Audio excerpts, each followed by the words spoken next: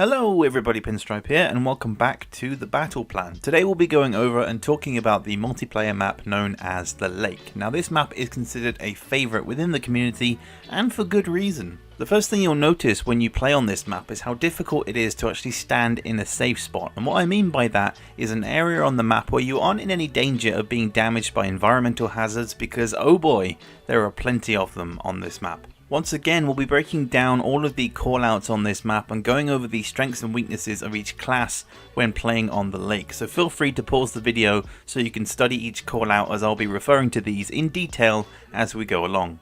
So to begin with, let's start with the obvious portion of the map, the lake itself.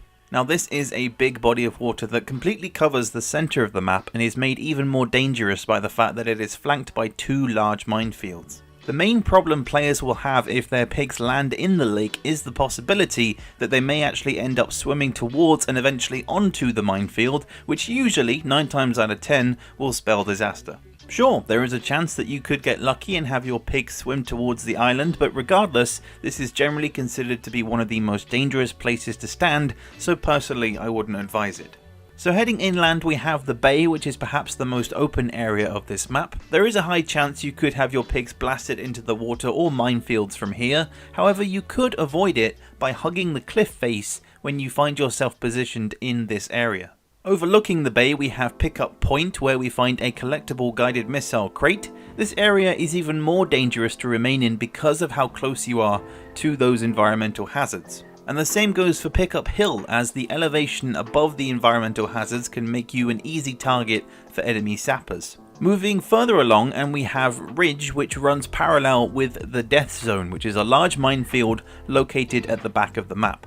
Any pig that lands in this zone will have a hard time getting out, which is why remaining on the ridge is a definite no-no. Following along the ridge, we make our way over to the other side of the map where we find Health Hill. Now this hill is distinctly given the 50 HP health crate placed on top of it, but once again this is an area that overhangs the minefield and the lake, so it's not advised to linger up here for too long.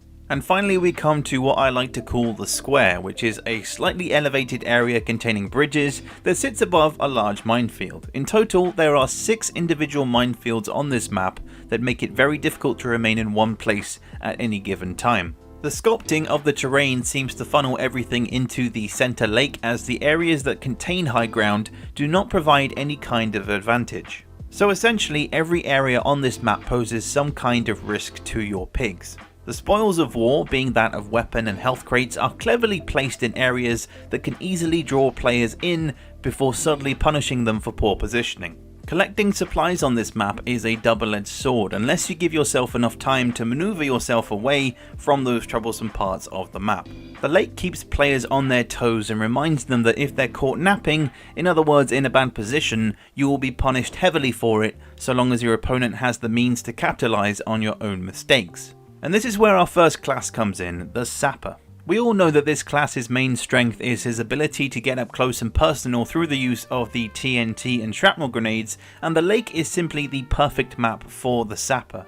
With every area poses an environmental hazard and an opportunity to strike. It's always going to be tempting to launch your opponent down into the mines and water for some extra easy damage, which usually results in a kill. Having the most health out of all the classes in multiplayer comes in handy as well, considering that most players will tend to prioritize sappers when playing on this map just to get rid of them and out of the way, but the lake was made for sappers, and to be honest it's difficult to really get into detail about the other classes because none of them come close when playing on this map. The paratrooper, as we know, has the mobility and can use those extra jetpacks to damage and knock enemies into the water and minefields. Heavy weapons pigs can also be pretty dangerous with their high knockback weapons, however they tend to be less accurate compared to the sapper in the long run. If a grenadier doesn't kill you in one hit with their cluster bomb, the combo with the mines and water certainly will. But despite their firepower, having the lowest health out of all of the classes brings the grenadier's biggest weakness to this map,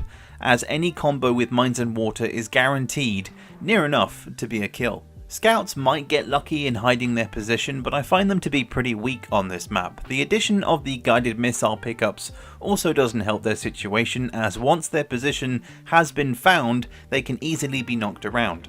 The Scout also seems to lack the weaponry that can really provide some decent knockback. Sure, you might get lucky with the sniper rifle, but honestly the Scout would be my last choice when selecting a team to play on the lake.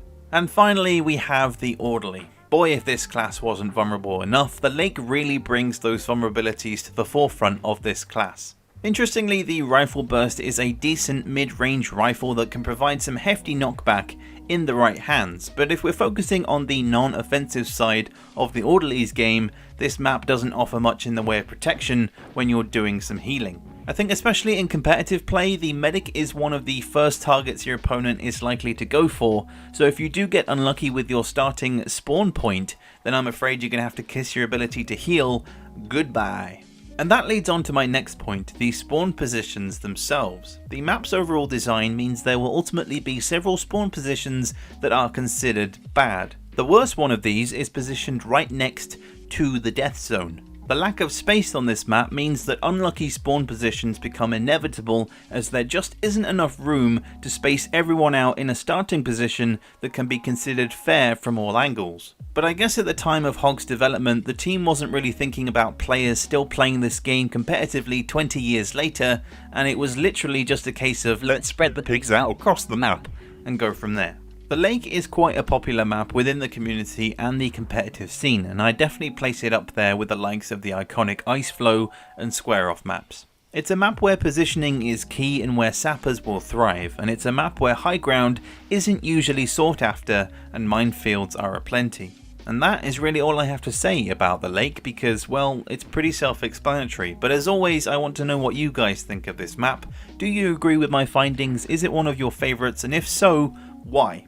As always, feel free to join in the discussion in the comments, and in the meantime that is going to wrap it up for today's video. I hope you guys enjoyed, and I will have more battle plan videos coming out in future.